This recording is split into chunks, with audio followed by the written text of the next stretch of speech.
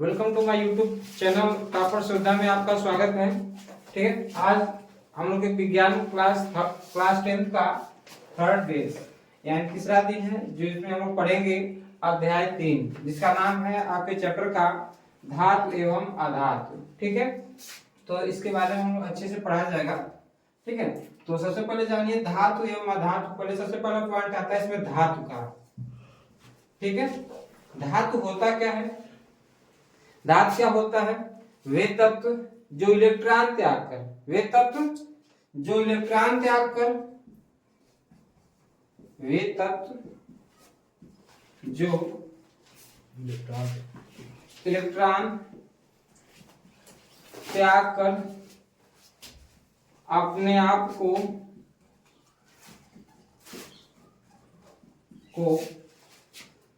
धनायन बनाने की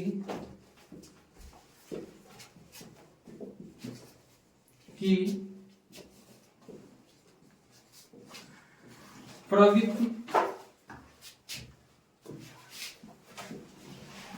रखते हैं, धातु कहलाते हैं। ठीक है, आया समझ में कि वे तत्व जो इलेक्ट्रॉन त्याग कर अपने आप को क्या बनाने की, तो धनायन बनाने की प्रवृत्ति रखते हैं, वो आपके क्या कहलाते हैं? धातु कहलाते हैं। ठीक है, तो मोस्ट इंपोर्टेंट टॉपिक है धातु अधातु।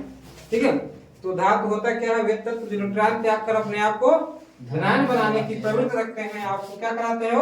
वो आपके धातु कहलाते हैं। ठीक है, जिसे धर्म आप समझ सकते हैं।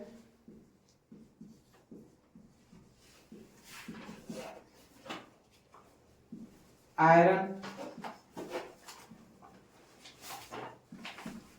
Fe, ठीक है, एल्यूमिनियम, Al, ठीक है, कॉपर,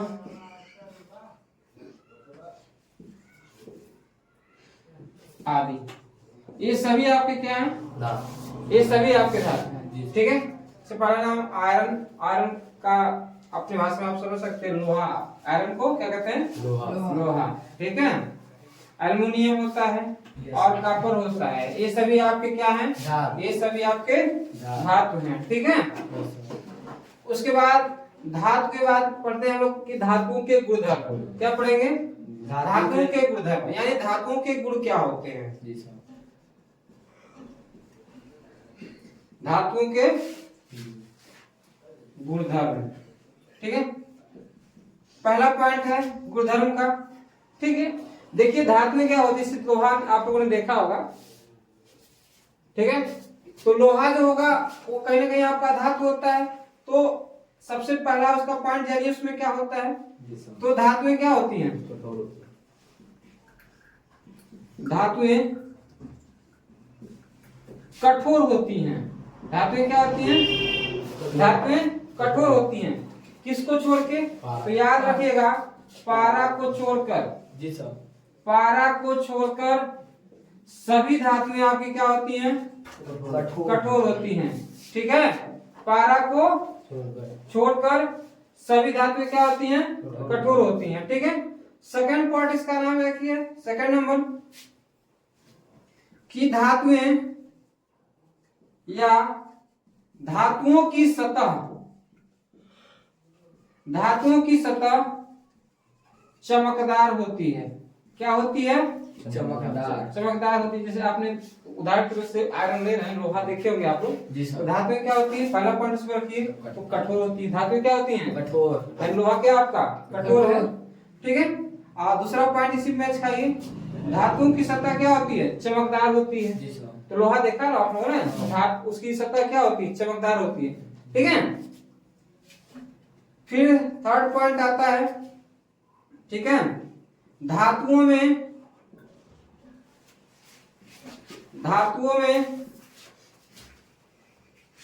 या धातुओं को पीट कर चादर के रूप में परिवर्तित किया जा सकता है। ठीक है। या कोई भी धातु रख लीजिए, सोना है, चांदी है, लोहा है, उसको अगर आप पीट रहे होते हैं तो आपके किस रूप में आप कन्वर्ट हो सकते हैं? तो चादर के रूप में परिवर्तित हो सकता है। ठीक है।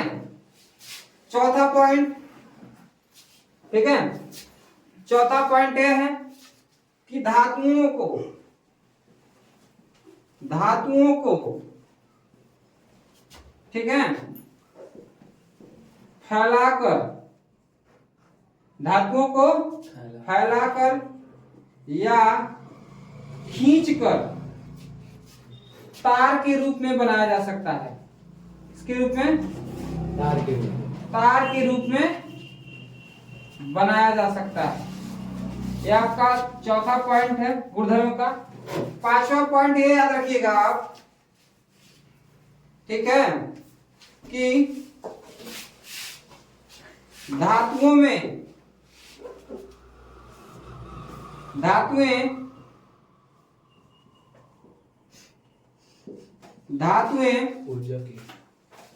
उष्मा की सुचालक होती हैं। धातुएं क्या होती हैं? उष्मा का मतलब होता है जब आप धातुओं को क्या करेंगे ना, गर्म करेंगे। क्या करेंगे? गर्म करेंगे तो वह क्या हो जाएगा, वो आराम से वो परिवर्तित होने लगता है, यानी उसमें आराम से उसको क्या कर बदलाव होने स्टार्ट हो जाता है। जैसे मान लीजिए सोना है, ठीक है, तो धातुओं उसको, वो भी धातु एक प्रकार की, आपका लोहा है ये भी धातु है, उसको क्या करेंगे जब आप उसको उष्मा देंगे ना तो वह क्या होगा, वह धीरे धीरे एक रूप से दूसरे में कन्वर्ट होना स्टार्ट हो जाता है, परिवर्तित होता है। ठीक है, तो आपकी कौन सी क्या होती है? धातु। ये धातु की पहचान होती है।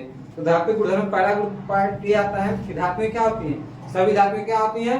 कठोर होती हैं। क्या होती हैं? कठोर। सभी धातुएं कठोर होती हैं। किसको छोड़ के? पारा को। ठीक है, पारा को छोड़ के सभी धातुएं कठोर होती हैं। दूसरा, धातु की सत्ता क्या होती है बाबू? चमकदार होती है। धातु की सत्ता चमकदार होती है। और धातुओं को पीट कर, ठीक है, किसके रूप में? चादर के रूप में परिवर्तित किया जा सकता है, याद रखिएगा। और धातुओं को फैलाकर या खींचकर किसके रूप में? तार के रूप में बनाया जा सकता है। ठीक है, ये आपका चौथा था। पांचवा है, धातुएं जो होती हैं वह उष्मा की क्या होती हैं? सुचालक होती हैं। आया समझ में? ठीक है, तो जैसे हम लोग पढ़ा धातुओं के गुणधर्म पढ़ा है, उसके बाद कुछ फैक्ट हैं जानने योग्य है। इन्हीं में से क्या होता है आपका, जो भी बहुत विकल्पित प्रश्न बनते हैं तो कहीं ना कहीं इन्हीं में से बनते हैं। तो उस विश्व जैसे जानिए कौन कौन होते हैं आपके। आपका उत्तर हीलियम होता है, हीलियम, नियान,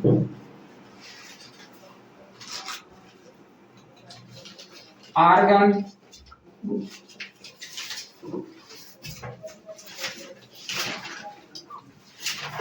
जिनान आदि। ये सभी आपके क्या हैं? ये सभी आपके उत्कृष्ट गैस हैं। ठीक है, तो याद रखिएगा हीलियम, नियान, आर्गन, जिनान ये सभी क्या है आपके? उत्कृष्ट गैस हैं। अगर आपसे पूछा जाए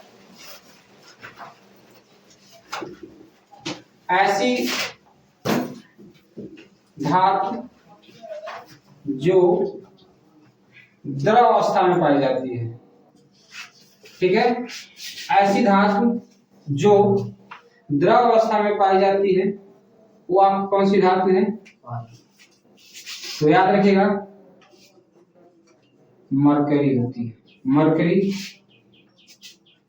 या आप इसे पारा भी कह सकते हैं। ठीक है, मरकरी या पारा, ये आपकी ऐसी धातु होती है जो आपके किस रूप में होती है? तो ये कहीं ना कहीं आपकी द्रव अवस्था में पाई जाती है। ठीक है, फिर तीसरा फैक्ट याद रखिएगा कि ऐसी धातु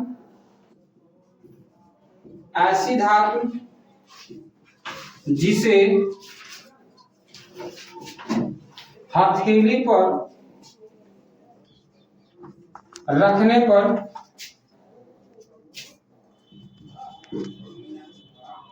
पिघलने लगती है, पिघलने लगती है। बताइए कौन सी धातु है अभी? तो आपकी कौन सी है? गैलियम है। गैलियम ठीक है, तो आपकी कौन सी धातु है? गैलियम। ठीक है, यहाँ पे गैलियम और सीजियम भी होता है, आप जानिएगा। ठीक है, गैलियम के साथ साथ आपका कौन सा होता है? सीजियम भी याद रखिएगा। गैलियम और सीजियम दोनों ऐसी धातु होती हैं जिससे अगर आप ऐसी धातु होती है जिन्हें आप खतरे रखेंगे ना, वो क्या होता है? पिघलना स्टार्ट हो जाती है। क्या होती है? पिघलना स्टार्ट हो जाती है। ठीक है, अगर अब आपसे पूछा जाए ऐसी धातु जो चमकीली होती है, याद रखिएगा इन सभी फैक्ट को। ठीक है, ऐसी धातु जो क्या होती है भाई? चमकीली होती है, तो आपकी कौन सी गैस होती है? तो आयोडीन होती है। कौन सी गैस, सॉरी कौन सी धातु होती है? आयोडीन होती है। ठीक है, आयोडीन एक मात्र ऐसी धातु होती है जो आपकी क्या होती है? वो चमकीली होती है। ठीक है, ठीक है, उसके बाद ठीक है, ध्यान दीजिए, ऐसी धातु नहीं होता है, बाय मिस्टेक हुआ है, ऐसी अधातु होता है। क्या होता है? ऐसी अधातु क्या होती है? जो चमकीली, बाकी सभी धातु चमकीली होती है ना, ये अधातु होती है। मतलब ऐसी अधातु जो चमकीली होती है, एक मात्र ऐसी अधातु जो क्या होती है? चमकीली होती है। वो आपकी कौन सी होती है? वो आपकी आयोडीन होती है। ठीक है, उसके बाद अगर आपसे पूछा जाए ऐसी अधातु जो विद्युत की सुचालक होती है, बाकी सभी धातु तो आप जान ही रहे हैं कि क्या होती है? विद्युत की सुचालक होती है, लेकिन यहाँ पे हम लोग जानेंगे कि ऐसी धातु जो क्या होती है? विद्युत की सुचालक होती है। यानी ऐसी धातु कौन सी होती है जिसमें जो विद्युत करंट होता है इलेक्ट्रिक, वो आराम से एक सिरे से दूसरे सिरे में प्रवाहित किया जा सकता है। तो कौन सी धातु है आपकी? सुचालक कौन सी है वो आपकी? तो याद रखिएगा, ग्रेफाइट। कौन सी धातु? ग्रेफाइट। तो ग्रेफाइट एक आपकी ऐसी धातु होती है जो क्या होती है? विद्युत की सुचालक होती है। ठीक है, उसके बाद याद रखिएगा, अगर आपसे पूछा जाए क्षारीय धातुएं, कौन सी धातु है? क्षारीय धातुएं कौन कौन सी होती है? तो याद रखिएगा, सोडियम हुआ, ठीक है, सोडियम हुआ आपका, ठीक है, पोटेशियम हो सकता है, सोडियम, पोटेशियम, ठीक है, सोडियम हुआ, पोटेशियम हुआ आपका, ये सभी क्षारीय धातुएं हैं। ठीक है, और याद रख सकते हैं यहाँ पे लिथियम भी हो सकता है आपका, सोडियम, पोटेशियम, लिथियम भी आपकी क्या है? एक आपकी क्षारीय धातु है। कौन सी धातु है? क्षारीय धातु है। ठीक है, उसके बाद का पॉइंट है हम लोग का अपरूप। उसके बाद का पॉइंट है अपरूप। अपरूप जानिए क्या होते हैं। ठीक है, याद रखिएगा कि अपरूप क्या होते हैं। ठीक है, तो अपरूप क्या होते हैं? कार्बन ऐसी धातु है, ठीक है, लिखेंगे, कार्बन ऐसी अधातु है जो विभिन्न रूपों में प्रकृति में पाई जाती है। याद रखिएगा कि अपरूप क्या होते हैं, लिखेंगे, कार्बन ऐसी धातु है जो विभिन्न रूपों में क्या आती है? प्रकृति में पाई जाती है। ठीक है, तो उसे क्या कहते हैं हम लोग? उसे अपरूप कहते हैं। जैसे मान लो कोई भी धातु है, अगर एक से अधिक रूपों में पाई जाती है तो उसे कहीं ना कहीं उसका एक अपरूप होता है। जैसे मान लीजिए कार्बन है, तो कार्बन का जो है ना कई प्रकार का, कई रूप में होते हैं। जैसे कार्बन का एक रूप आपका हीरा भी होता है। क्या होता है? कार्बन का अपरूप क्या होता है? हीरा भी होता है। ठीक है, जैसे कार्बन का अपरूप हीरा हुआ, याद रख सकते हैं, उसे अपरूप कहते हैं। क्या कहते हैं? उसे अपरूप कहते हैं। और हीरा कार्बन का एक अपरूप है जो, ठीक है। तो कार्बन का अपरूप कौन है? तो याद रखिएगा हीरा जो है किसका अपरूप होता है? तो हीरा कहीं ना कहीं आपका किसका अपरूप होता है? तो भाई हीरा आपका कार्बन का अपरूप होता है जो सबसे कठोर पदार्थ में पाया जाता है। जो क्या होता है? हीरा क्या होता है? सबसे कठोर पदार्थों में क्या होता है? सबसे कठोर प्राकृतिक पदार्थ का होता है, ठीक है। सबसे प्राकृतिक कठोर पदार्थ है, ठीक है।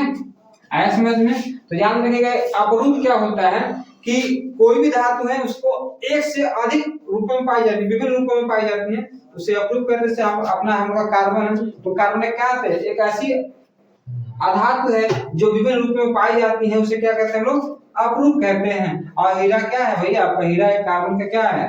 अपरूप है, जो सबसे प्राकृतिक कठोर पदार्थ है, ठीक है। अब सबसे प्राकृतिक कठोर पदार्थ है जो, याद रखिएगा जो सबसे प्राकृतिक कठोर पदार्थ है, ठीक है। उसके बाद याद रखिएगा, ठीक है, कार्बन का एक अन्य रूप भी होता है। कार्बन का अपरूप ग्रेफाइट भी होता है। क्या होता है? कार्बन का अपरूप ग्रेफाइट भी होता है, ग्रेफाइट भी होता है, ठीक है, जो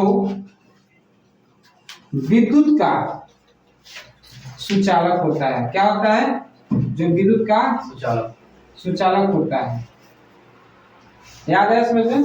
तो याद रखिएगा कि सबसे पहला हमने पॉइंट पढ़ा है क्या? आपका उत्कृष्ट गैस। उत्कृष्ट गैस कौन कौन सी होती है?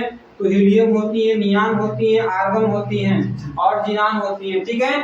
और इसके बाद हमने फैक्ट जाना है कि ऐसी धातु जो द्रव अवस्था में पाई जाती है, तो द्रव अवस्था में कौन सी धातु पाई जाती है? तो आपकी कहीं ना कहीं कौन सी धातु होती है? मरकरी, या आप उसे पारा भी कह सकते हैं, ठीक है। उसके बाद ऐसी धातु जो जिसे आप हथेली पकड़ने पर क्या होती हैं? पिघलने लगती हैं। तो पिघलने वाली गैस कौन सी होती है हथेली पे? तो गैलियम और सीजियम। याद रखिएगा कौन सी धातु? गैलियम और सीजियम। फिर उसके बाद याद रखिएगा कि ऐसी धातु क्या होती है? जो चमकीली होती है। लेकिन सब जानिए कि धातु जो होती है वह सभी क्या होती है? चमकीली होती है। लेकिन आपसे पूछा जाए कि ऐसी कौन सी धातु है जो क्या होती है? चमकीली होती है। धातुएं तो सभी चमकीली होती हैं, ठीक है, लेकिन अधातुएं चमकीली नहीं होती है। तो पूछ सकता है आपसे कि ऐसा कौन सी धातु है जो क्या होती है? चमकीली होती है। तो याद रखिएगा ये मोस्ट इंपोर्टेंट क्वेश्चन है, ठीक है। आयोडीन होता है। कौन सी धातु? आयोडीन। याद रखिएगा फिर कि ऐसी धातु जो विद्युत की सुचालक होती है। देखिए धातुएं तो सभी विद्युत सुचालक होती हैं, जितनी भी धातुएं हैं वो विद्युत की सुचालक होती हैं, यानी उसको करंट डालते हैं, अगर आप लगाते हैं एक सिरे से दूसरे सिरे में क्या होता है? आराम से करंट प्रवाहित हो जाता है। समझिए क्या है? ये सुचालक है ना। लेकिन अधातु जो होता है सुचालक नहीं होती, लेकिन क्या है? एक ग्रेफाइट एक ऐसा अधातु होता है जो क्या होता है? वो विद्युत की क्या होती है? सुचालक होती है। यानी जो पेंसिल देखे ना आपको, पेंसिल की जो नोक होती है, जो लगा नहीं होता पेंसिल की नोक, वो भी किसके पदार्थ का बना होता है? तो भी कहीं ना कहीं आपका ग्रेफाइट का होता है। किसका? ग्रेफाइट का होता है। और उसमें अगर देखेंगे आप, ट्रायल करेंगे, घर पे मत ट्राई करिए, कि उसके एक सिरे से दूसरे सिरे में अगर आप करंट प्रवाहित कर रहे हैं ना, तो आराम से धारा परिवर्तित हो सकता है, प्रवाह हो सकता है, ठीक है। याद रखिएगा। फिर आपके क्षारीय धातुएं कौन कौन सी होती है? तो आप याद रखें सोडियम हुआ, पोटेशियम हुआ, लिथियम, ये सभी क्या आपकी क्षारीय धातुएं हैं, ठीक है। उसके बाद देखेंगे अपरूप क्या होते हैं। तो बताया कि कार्बन एक ऐसी अपरूप होती है जिनके कई विभिन्न रूप होते हैं। क्या होते हैं? विभिन्न रूप होते हैं। उसे क्या कहते हैं? अपरूप कहते हैं। क्या है? अपरूप। अब कार्बन है, हीरा जो होता है कार्बन का क्या है? अपरूप है। हीरा जो कार्बन का क्या है? अपरूप है। और ये क्या है? और सबसे प्राकृतिक पदार्थों में से होता है। हीरा क्या है? मुझे आपसे सबसे प्राकृतिक सबसे कठोर पदार्थ कौन सा है? तो याद रखिए प्राकृतिक सबसे कठोर पदार्थ जो है आपका क्या है? तो हीरा है। क्या है? हीरा है। याद रखिएगा कि कार्बन भी क्या है? एक ग्रेफाइट, यानी कार्बन का अपरूप भी क्या होता है? ग्रेफाइट भी होता है, जो विद्युत का क्या होता है? सुचालक होता है। क्या होता है? हीरा क्या होता है? विद्युत का सुचालक कुचालक होता है, तो कुचालक होता है। हीरा क्या होता है? कुचालक होता है। इसके बाद का अगला हमारा नेक्स्ट टॉपिक है, ठीक है। इसके बाद का टॉपिक है हम लोग का आयनिक यौगिक। क्या है? आयनिक यौगिक। आयनिक यौगिक जानिए क्या होता है, याद रखिएगा। आयनिक यौगिक, ठीक है, यानी कह सकते हो कि वे यौगिक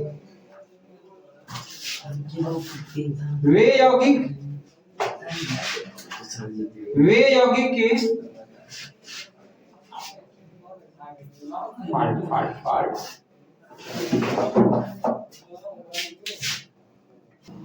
इसके बाद का टॉपिक है हम लोग का आयनिक यौगिक है। क्या है? आयनिक यौगिक। तो आयनिक यौगिक क्या होता है, याद रखिएगा। धातु से अधातु में, धातु से अधातु में, ठीक है, इलेक्ट्रॉनों के, किसके? इलेक्ट्रॉनों के रूपांतरण से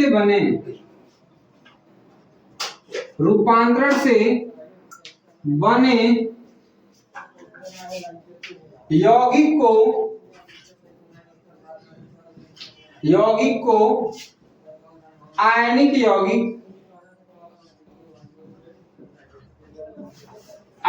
यौगिक या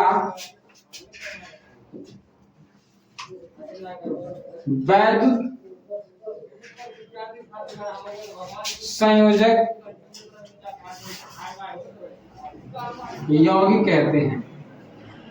ठीक है, तो याद रखिएगा कि धातु से जो अधातु में बने यौगिक होते हैं, ठीक है, तो उनका इलेक्ट्रॉनों का रूपांतरण होता है, यानी एक रूप से दूसरे में क्या होते हैं, रूपांतरित हो जाते हैं। और ऐसे भी क्यों कहते हैं हम लोग आयनिक यौगिक या वैद्युत संयोजक। जैसे कि मान लीजिए उदाहरण के रूप में समझ आइएगा, यानी आप कह सकते हैं कि आयनिक यौगिक जो होते हैं ना, वह धातु और अधातु से बने, यानी ये कह सकते हैं आप धातु और अधातुओं से मिलकर बने यौगिकों को हम लोग आयनिक यौगिक भी कह सकते हैं। जैसे मान लीजिए NaCl है ना, याद रखिएगा।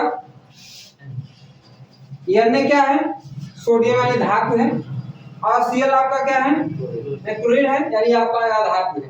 तो ये क्या है? एक प्रकार का आपका आयनिक यौगिक होता है। क्यों आयनिक यौगिक? देखिए इसका एक प्लस का होता है, तो इस पे एक माइनस का होता है।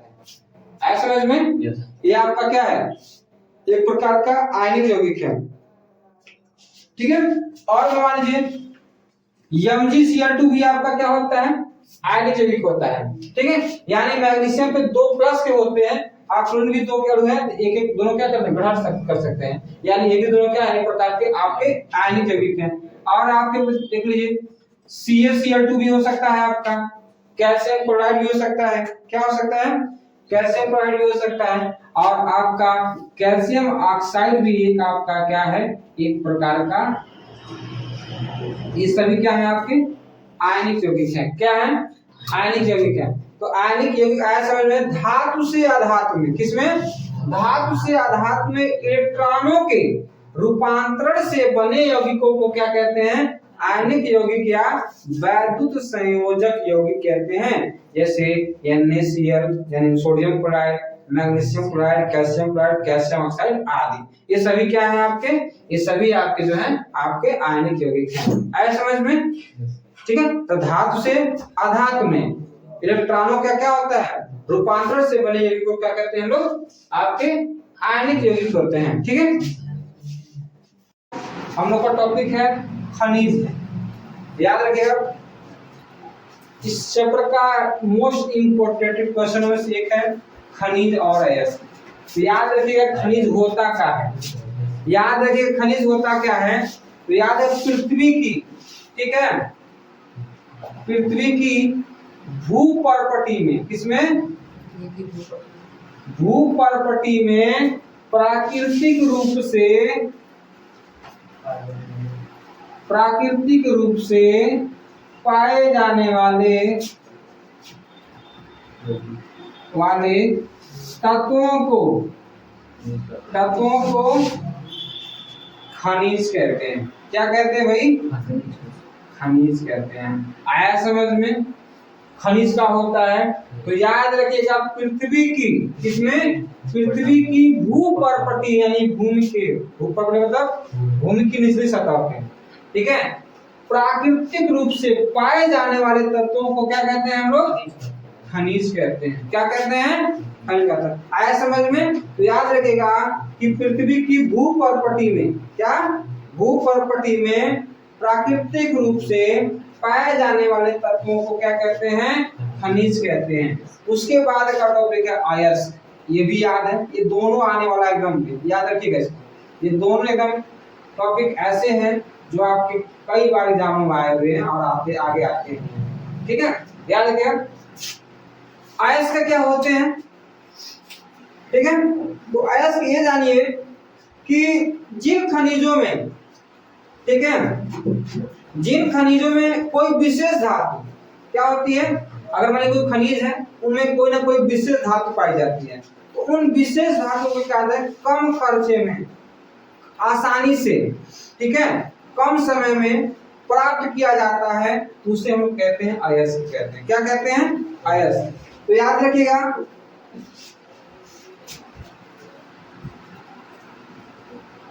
जिन खनिजों में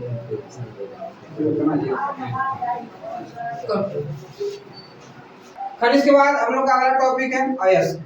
ये भी इंपॉर्टेंट है, याद रखिएगा।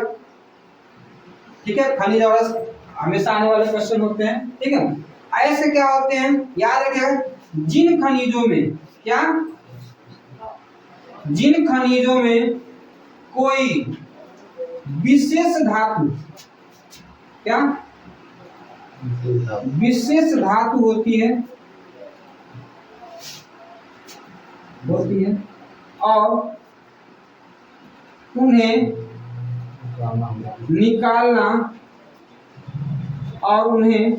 निकालना लाभकारी होता है, ऐसे खनिजों को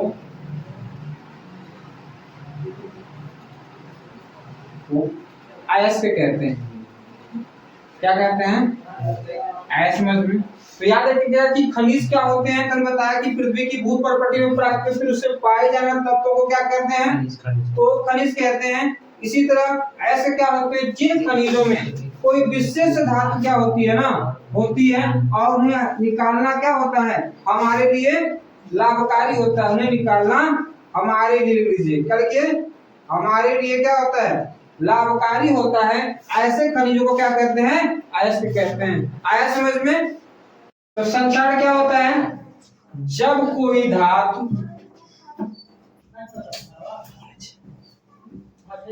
नमवाय के संपर्क में आ जाती है तो धातु की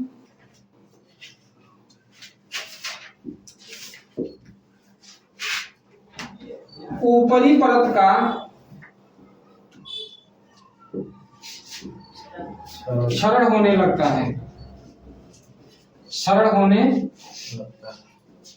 लगता है। यह प्रक्रिया संक्षरण कहलाती है। क्या कहलाती है भाई? संक्षरण कहलाती है। ठीक है, उदाहरण के लिए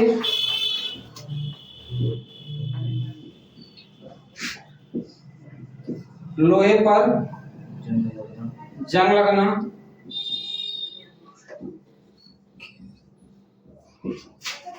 चांदी पर काली परत का चढ़ना आदि। ठीक है, इसके बाद संक्षारण की रोकथाम पढ़ेंगे।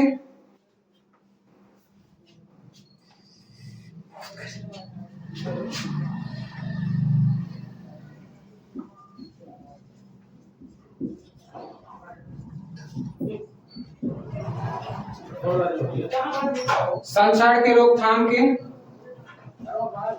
उपाय। ठीक है,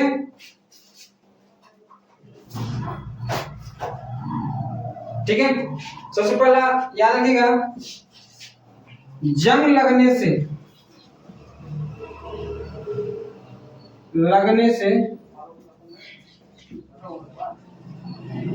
बचाने के लिए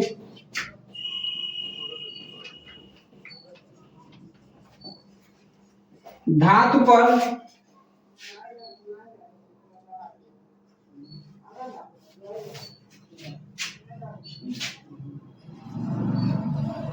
पेंट का लेपन करते हैं। ठीक है। दूसरा,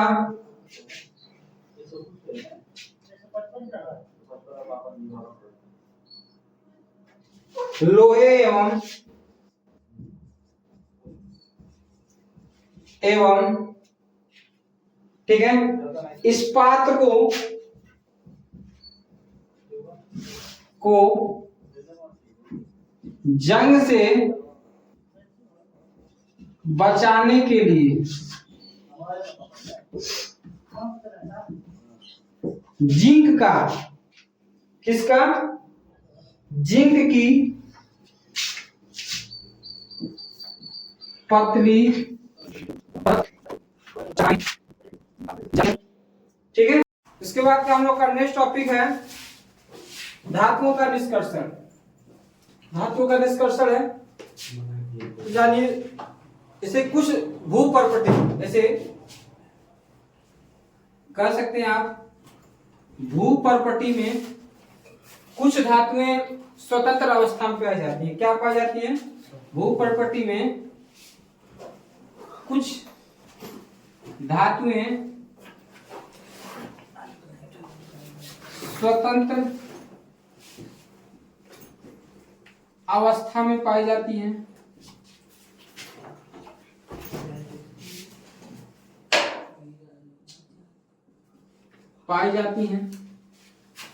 तथा कुछ धातुएं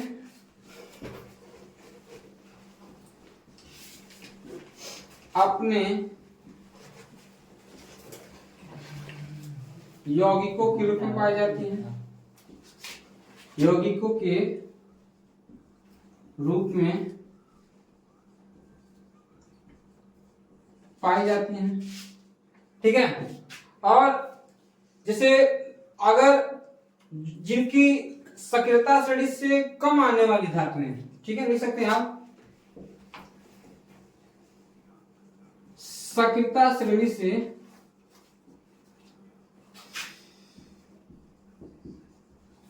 कम आने वाली धातुएं कम क्रियाशील होती हैं। क्या होती हैं? कम क्रियाशील होती हैं। ठीक है। जैसे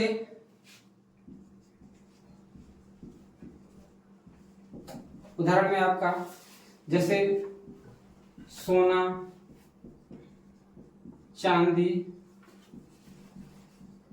तांबा आदि। ठीक है। तो एक ऐसी धातु है, ये कम क्रियाशील धातु है। क्यों कम क्रियाशील? की सक्रियता श्रेणी से क्या होती हैं? काफी नीचे आती हैं। ठीक है। जो सक्रियता श्रेणी काफी नीचे आती हैं वो धातुएं क्या होती हैं? कि कम क्रियाशील होती हैं। ठीक है। इससे आपसे पूछा जाए अधिक क्रियाशील कौन सी होती हैं, तो अधिक क्रियाशील को याद रखिएगा आप लोग। अधिक क्रियाशील धातु आपका पोटेशियम हो सकता है। क्या हो सकता है? पोटेशियम होता है, उसके बाद सोडियम होता है, उसके बाद कैल्शियम होता है। ठीक है। इसी तरह से क्रम होता है इन सब का। तो बताया कि पोटेशियम होता है, सोडियम होता है, कैल्शियम होता है, मैग्नीशियम होता है, एल्युमिनियम होता है, ये आदि। ये सभी धातुएं जो है ना आपकी, ये क्या है? अधिक क्रियाशील धातु है। ठीक है। और कम क्रियाशील कौन होती है? जिनकी सक्रियता श्रेणी से क्या होती है? नीचे आती हैं। जैसे यहाँ पे देखा सक्रियता श्रेणी कौन नीचे आती है? तो चांदी आता है, तांबा आता है। ठीक है। तो ये ध्यान रखिएगा कि धातु का निष्कर्षण कैसे किया जाता है।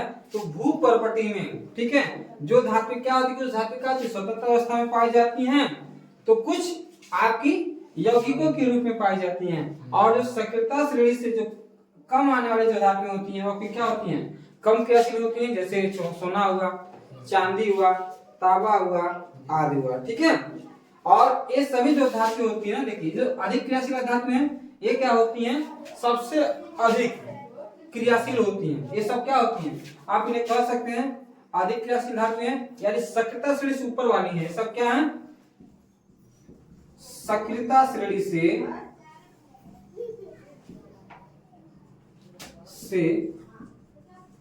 ऊपर आने वाली धातुएं हैं। ठीक है, याद रखिएगा। अगर आपसे पूछे कौन सी धातु जो अधिक अभिक्रियाशील होती है, तो याद रखिएगा आपका सोडियम होता है, सॉरी पोटेशियम होता है, सोडियम होता है, कैल्शियम, मैग्नीशियम, एल्युमिनियम, ये सभी क्या है, अधिक क्रियाशील धातु हैं। क्या है, अधिक से कम कौन कौन है, सोना, चांदी, तांबा, ये सभी क्या होते हैं, ये कम क्रियाशील धातु होती हैं। ठीक है, उसके बाद का हम लोग का नेक्स्ट टॉपिक है। ठीक है, इसके बाद का हम लोग का है अयस्कों का समृद्धीकरण। अयस्कों का समृद्धीकरण क्या होता है, जिसे पृथ्वी से, या लिख सकते हैं पृथ्वी से निकाले गए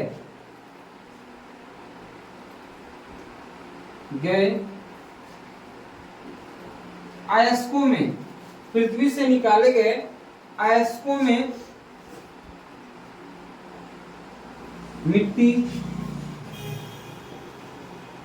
रेत, धूल आदि के कण उपस्थित होते हैं, जिन्हें गैंग कहते हैं। क्या कहते हैं, जिन्हें गैंग कहते हैं। इनको गैंग या आधात्री कहते हैं, याद रखिएगा।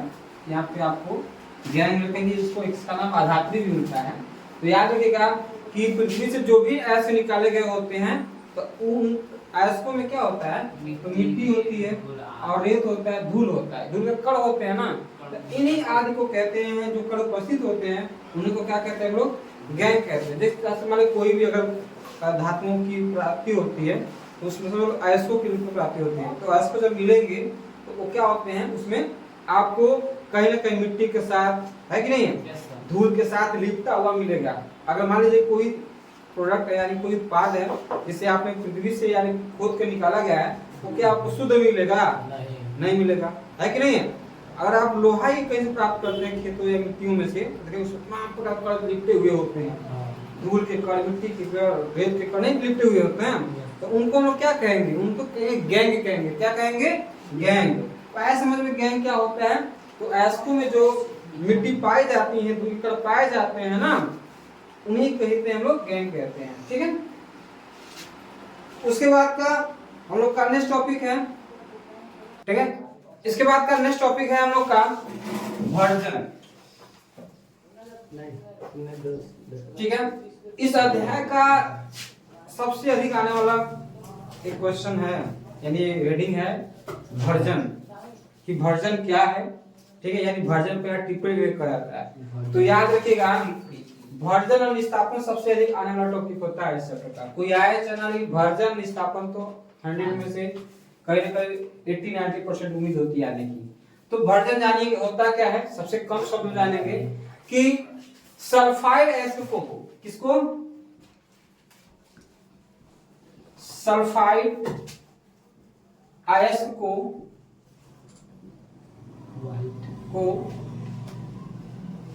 वाई की उपस्थिति में, किसकी उपस्थिति में, वाई की उपस्थिति में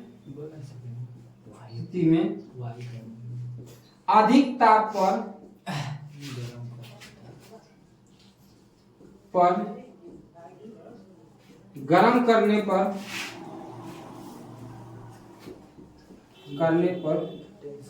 यह ऑक्साइड में परिवर्तित हो जाती है। किसमें, ऑक्साइड में परिवर्तित हो जाती है। यह क्रिया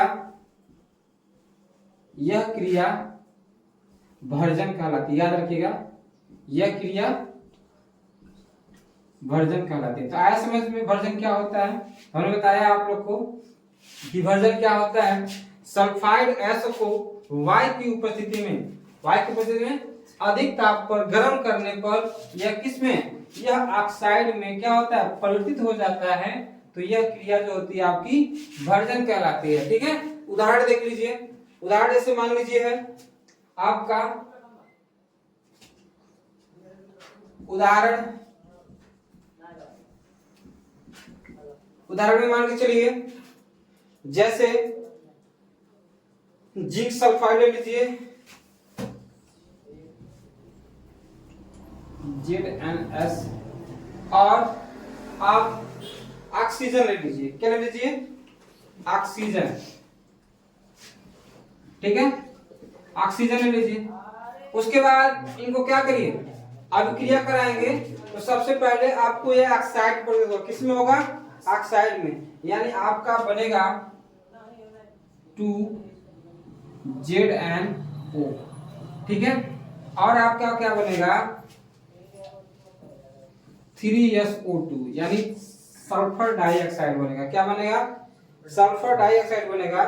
और आपका क्या बनेगा, आपका जिंक ऑक्साइड बनेगा। संतुलित कर लीजिए, बैलेंसिंग कर लीजिए। देख लीजिए यहाँ पे जलन के 2 अणु हैं, यहाँ भी 2 ही हैं। ठीक है, यहाँ ऑक्सीजन के 2 हैं, यहाँ भी 2 हैं। ठीक है, लेकिन यहाँ पे सल्फर के 2 हैं, यहाँ भी सल्फर के क्या हो गए, 2 हो गए, 3 हो गया सल्फर, यानी इसमें यहाँ पे 2 कर लीजिए। क्या कर लीजिए, 2 कर लीजिए।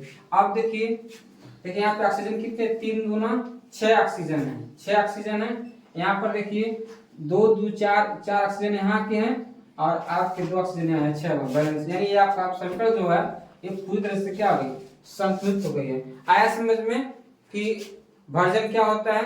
ठीक है, ठीक है, तो आया समझ में। इसके बाद हम लोग का है निस्तापन है, भर्जन के बाद निस्तापन। ये दोनों याद रखे बाबू, ये तो 100 में से कहीं ना कहीं 80-90% दोनों आने वाले होते हैं। या तो आपसे भर्जन दे सकता है कि भर्जन डिप्रेगनेंट कर सकता है, या तो आपसे कहेगा कि निस्तापन दे सकता है, या कभी कभी भर्जन निस्तापन में अंतर पूछ लेता है। ठीक है, तो उसको याद रखिए कि कैसे करना है। उसके बाद का हमारा टॉपिक है निस्तापन। ठीक है, निस्तापन में क्या है कि कार्बोनेट अयस्क को, इसमें किस अयस्क को याद रखिएगा, कार्बोनेट अयस्क को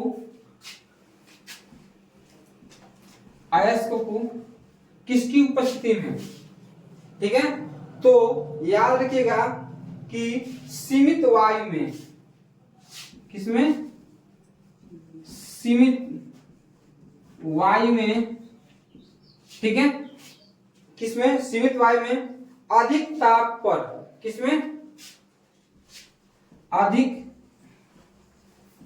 ताप पर गर्म करने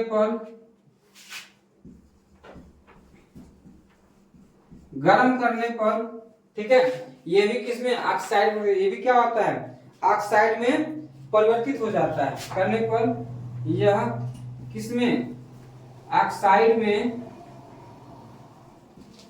परिवर्तित हो जाता है,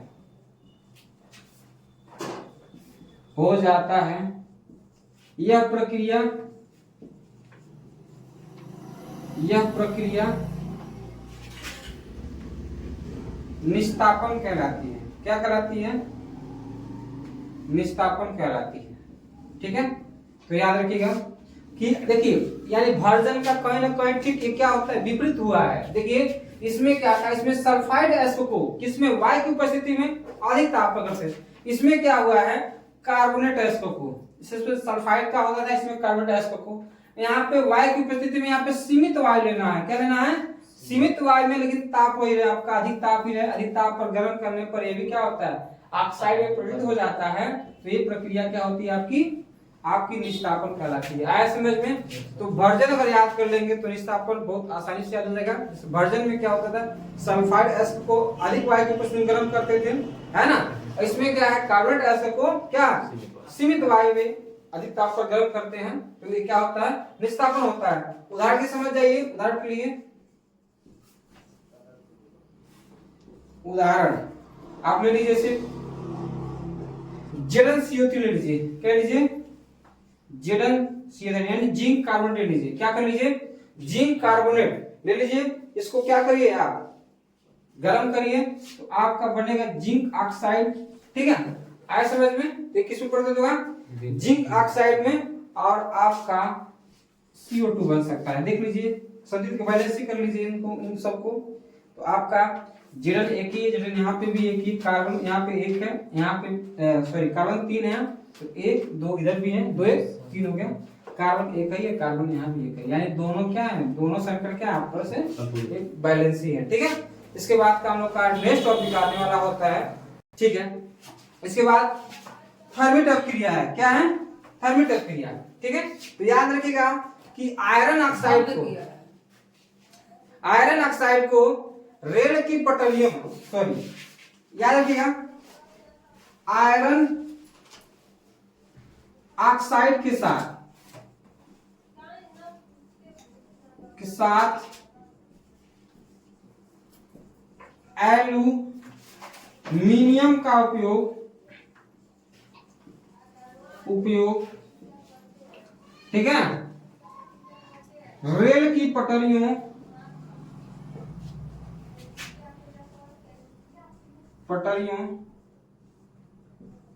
मशीन की पुर्जों की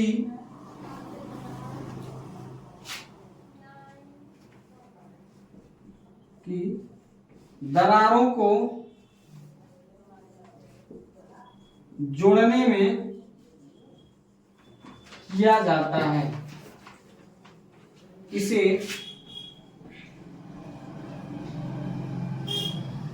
थर्मिट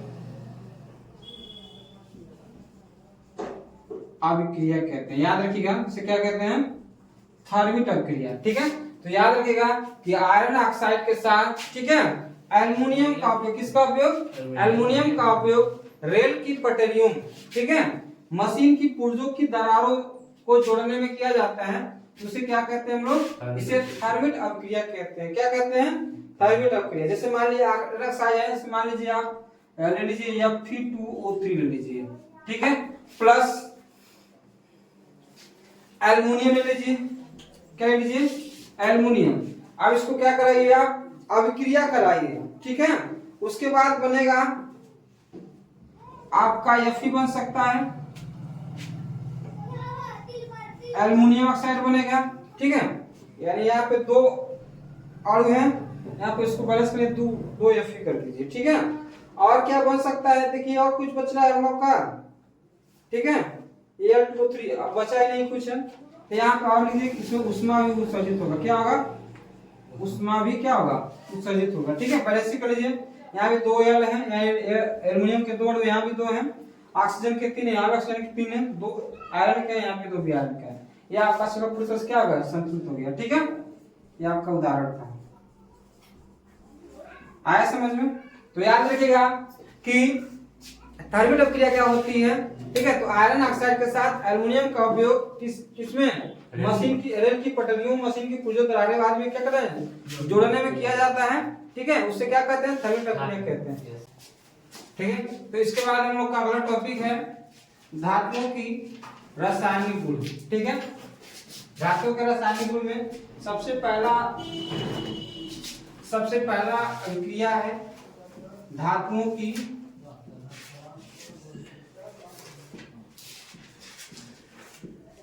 जल के साथ अभिक्रिया। ठीक है, कि कोई धातु अगर जल से अभिक्रिया करती है तो क्या बनाती है। ठीक है, तो जब कोई धातु जल से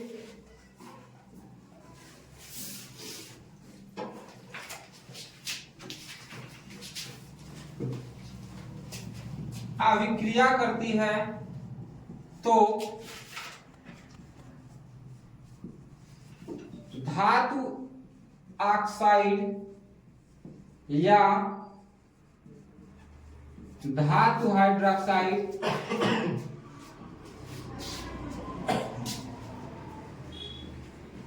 एवं हाइड्रोजन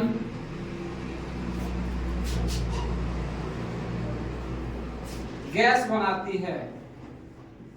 ठीक है, तो धातु की जल के साथ क्रिया में सबसे पहला पॉइंट ही होता है इसमें, ये जानिएगा कि जब कोई धातु जल के साथ क्या करती है, अभिक्रिया करती है, तो क्या बनाती है, धातु ऑक्साइड या धातु हाइड्रोक्साइड एवं हाइड्रोजन गैस बनाती है। ठीक है, जैसे कि मान लीजिए कोई भी धातु ले लीजिए, जैसे उदाहरण के रूप में पोटेशियम ले लीजिए, इसको क्या करिए, जल के साथ यानी H2O के साथ क्या कराइए, अभिक्रिया कराइए, तो क्या बनता है, सबसे पहला पॉइंट हम लोग का पोटेशियम हाइड्रोक्साइड बनता है, और साथ में क्या हम लोग का कौन सा गैस बन रही हुई, तो हाइड्रोजन गैस बन रही है। तो हाइड्रोजन गैस को क्या करिए, कर लीजिए। अब इसको आप कर लीजिए, बैलेंसिंग कर लीजिए, है ना, तो बैलेंसिंग कर लीजिए, यहाँ पे 2 लगा दीजिए, यहाँ 2 पोटेशियम हो जाएगा, यहाँ भी आपका 2 पोटेशियम हो जाएगा, है ना। ऑक्सीजन भी आपको यहाँ पे 1 दिख रहा है, यहाँ पे 2 है। ठीक है, यहाँ पे अगर 2 कर लेते हैं तो हाइड्रोजन की संख्या 2 हो जाएगा, यहाँ पर भी देखिए 2 हाइड्रोजन, यहाँ पर भी 2 हाइड्रोजन और 2 ऑक्सीजन के भी अलग हो जाए, यानी एक आपका संतुलित समीकरण है। क्या है, ये आपका समीकरण संतुलित है, यानी पोटेशियम के साथ हमने धातु लिया है, धातु के साथ क्या किया, जल को रख के उसके साथ अभिक्रिया कराया, तो पोटेशियम हाइड्रोक्साइड बना है, और क्या बना हमारा, हाइड्रोजन गैस उत्पन्न हुआ है। ठीक है, उसके बाद अगला टॉपिक है हम लोग का, इसके बाद की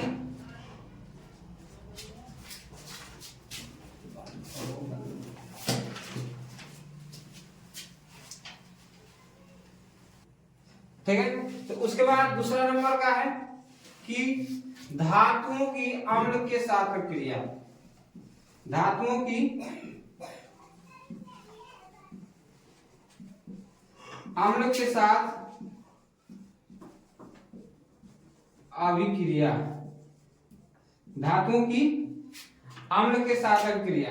ठीक है, तो ध्यान दीजिएगा कि कभी भी, ठीक है, धातु क्या करती है, किसी अम्ल के साथ अभिक्रिया करती है तो लवण, ठीक है, लिखेंगे जब कोई धातु, ठीक है, अम्ल से, किससे, अम्ल से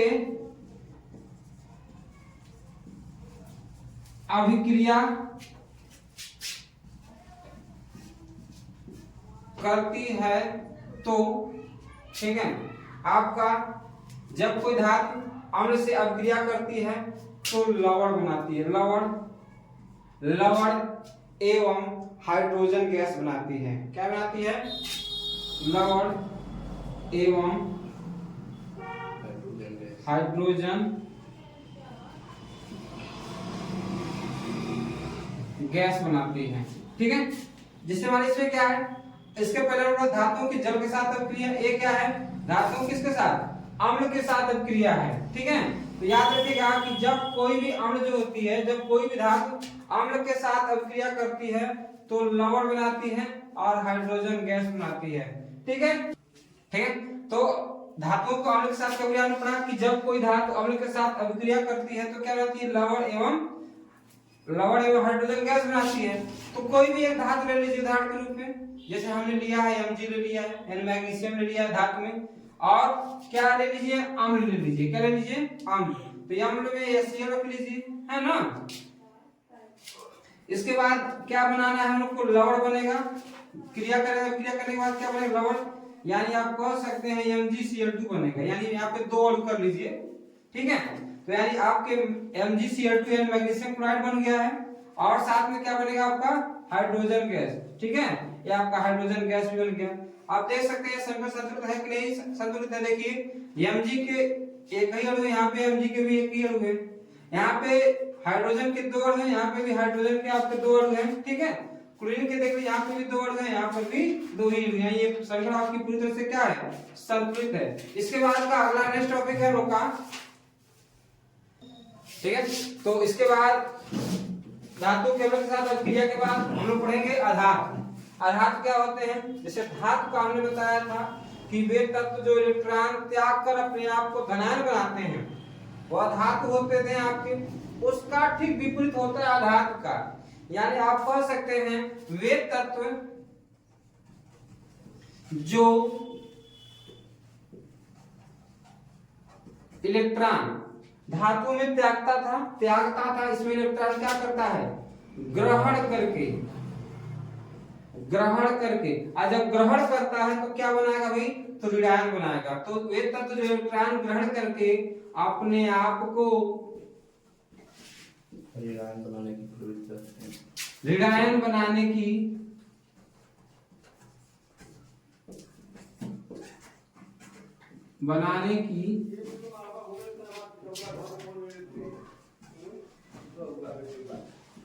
प्रवृत्ति रखते हैं, आधातु कहलाते हैं। क्या कहलाते हैं, आधातु कहलाते हैं। ठीक है, एक चीज और ध्यान दीजिएगा, आधातु की संख्या जो होती है धातु की अपेक्षा क्या होती है, कम होती है। याद रखिएगा कि आधातुओं की संख्या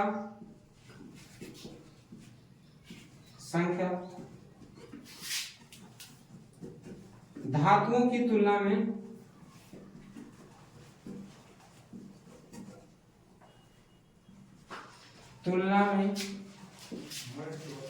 कम होती है। याद रखिएगा, ठीक है। जैसे आपका उदाहरण के रूप में सल्फर हुआ,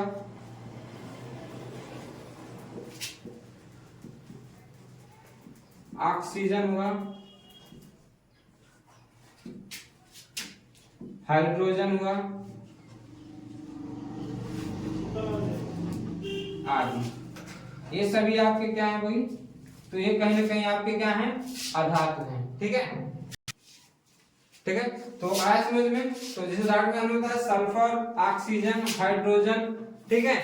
आप एक चीज और जानते हैं, आयोडीन भी, और बहुत से ऐसे हैं, ये सभी क्या हैं, ये आपके आधातु हैं। क्या है, आधातु हैं। एक चीज ध्यान दीजिएगा कि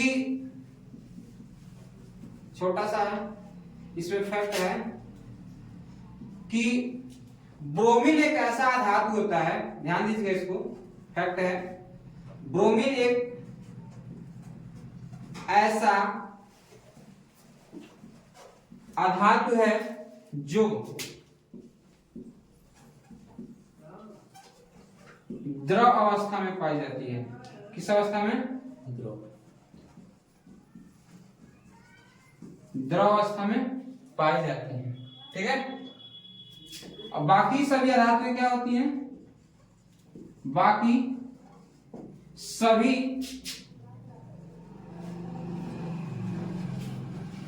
अधातुएं ठोस या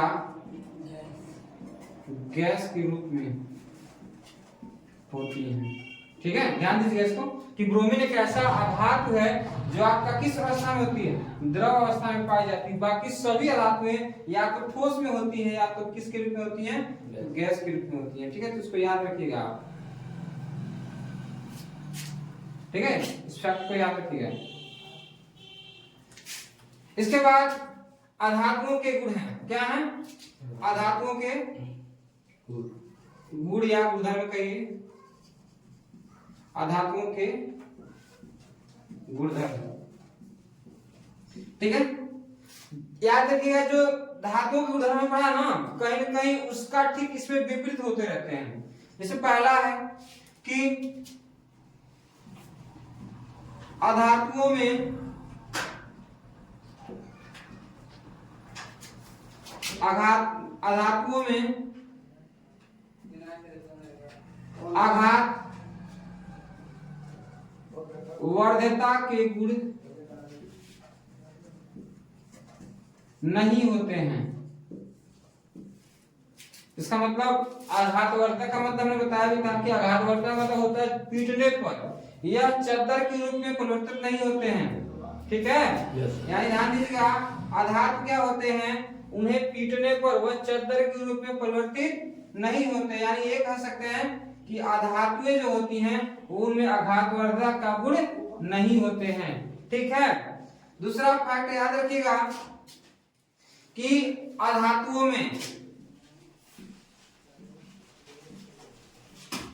अधातुओं में तन्यता नहीं होती है। अधातुओं में क्या होती है? तन्यता नहीं होती है। ठीक है। तीसरा फैक्ट, आधातुएं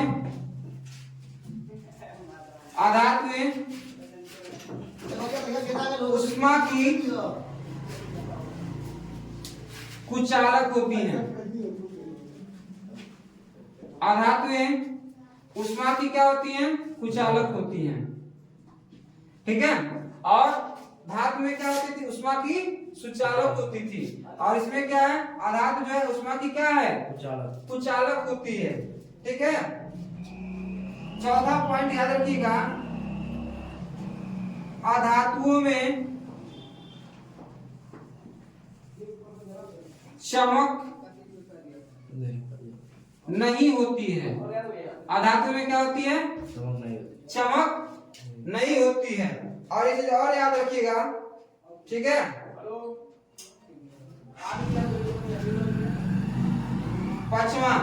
पांचवा पॉइंट याद रखिएगा कि अधातुओं में, ठीक है,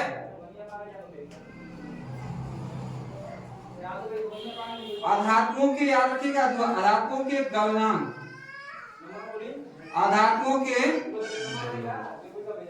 गलनांक, ठीक है, एवं क्वातनांक, गलनांक एवं क्वातनांक अपेक्षाकृत कम होते हैं। अपेक्षाकृत कम होते हैं। ठीक है, याद रखिएगा। तो संचार क्या होता है? जब कोई धातु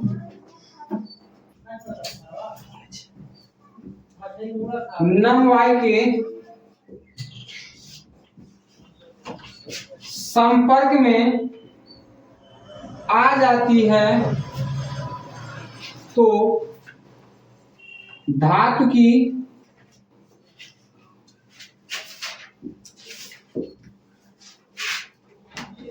ऊपरी परत का क्षरण होने लगता है।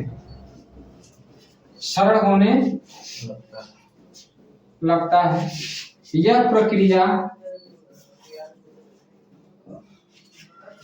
संक्षारण कहलाती है। क्या कहलाती है भाई? संक्षारण कहलाती है। ठीक है।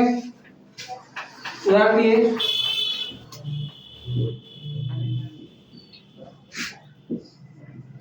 लोहे पर जंग लगना,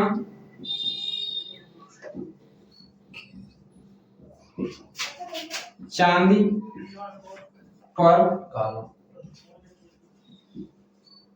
काली परत का चढ़ना आदि। ठीक है। इसके बाद संक्षारण की रोकथाम पढ़ेंगे।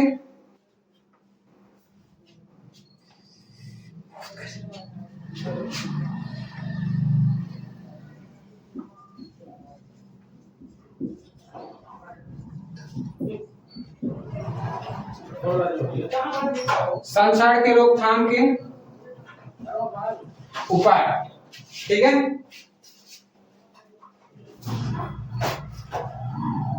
ठीक है।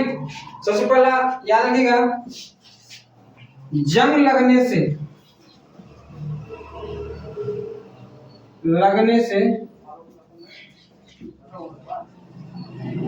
बचाने के लिए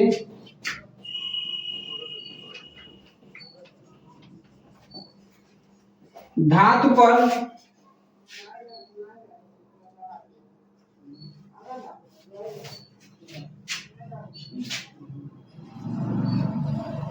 पेंट का लेपन करते हैं। ठीक है। दूसरा,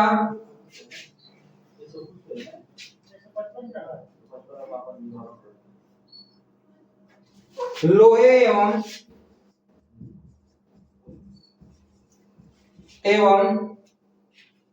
ठीक है, इस्पात को को जंग से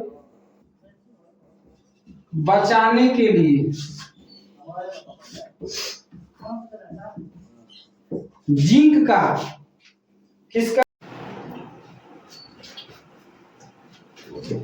तो लोहे और इस्पात को जंग से बचाने के लिए जिंक की किसकी जिंक की पतली परत चढ़ाई जाती है। ठीक है। तीसरा, यदि धातु को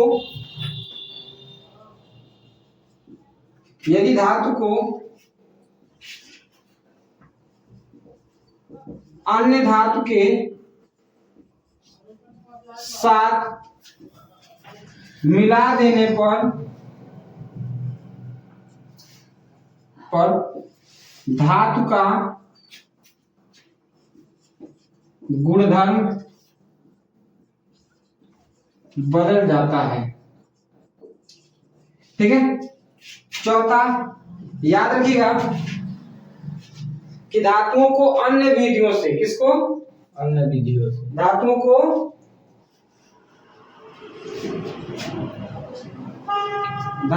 को जंग लगने से बचाने के लिए अन्य विधियों से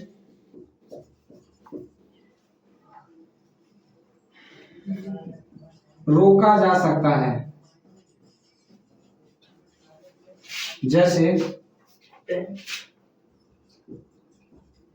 जैसे आपका यसद लेपन हो सकता है।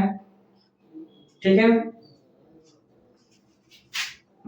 यसद लेपन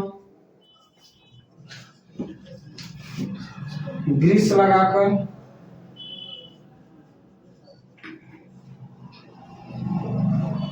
ठीक है, क्रोमियम की परत चढ़ाकर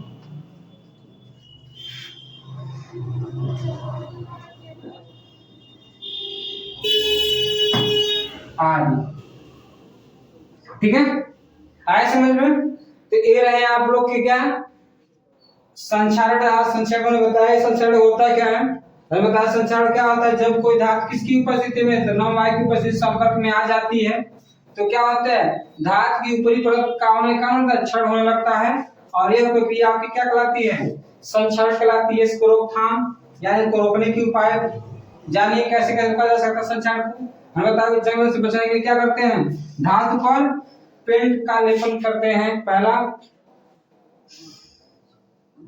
लोहे और इस्पात को जंग से बचाने के लिए किस पे जिंक की पतली परत चढ़ाई जाती है। उसके बाद यदि धातु को किसी अन्य धातु के साथ मिला देने पर भी क्या होता है, धातु के क्या होते हैं गुणधर्म बदल जाते हैं। इससे भी इसका रोकथाम हो सकता है। और चौथा में पढ़ा है धातु से जंग बचाने के क्या अन्य विधियों से भी क्या करते हैं, इसको रोका जा सकता है। जैसे यसद लेपन करके ग्रीस लगाकर क्रोमियम की परत चढ़ाकर आदि। ठीक है। इसके बाद कल का नेक्स्ट टॉपिक है, अगला टॉपिक हम लोग का मिश्र धातु है। तो मिश्र धातु क्या होता है, याद रखिएगा दो या दो से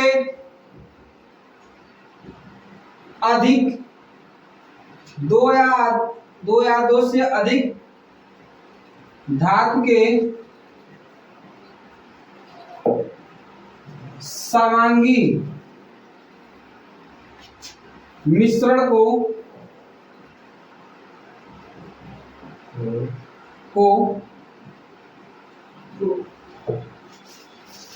मिश्र धातु कहते हैं। क्या कहते हैं, मिश्र धातु कहते हैं। जैसे अगर आपको जानना है उदाहरण के रूप में, जैसे मान लीजिए मिश्र धातु में पहला धातु आता है पीतल आता है आपका। क्या आता है मिश्र धातु में, कौन सा आता है, तो पीतल आता है। क्या आता है, पीतल।